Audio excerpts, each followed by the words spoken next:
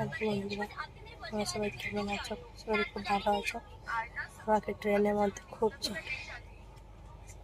জ্বর মানে বুঝতে পারবে না, অনেকটা জ্বর। আমার মুখ থেকে তোমরা বুঝতেই পারছো, মনে হয় প্রচণ্ড জ্বর আমার। আর আমি একটু বসতে পারছি না, ঠিক আছে? ঘুমিয়ে আছি। আর ফোন দেখার একদম ভালো লাগছে না। বলেছিলাম তোমাদের কি করছি, ট্রেনে বসে বসে কি করবো, ঘুমাচ্ছি, কিছু করতে পারছি না। তাই ভাবলাম যে একটা ভিডিও বানাই, তাই ভিডিওটা বানালাম।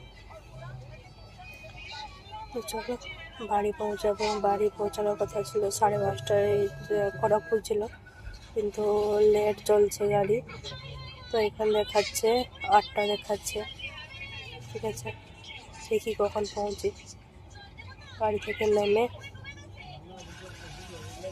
দেখা হবে একটু, চলো।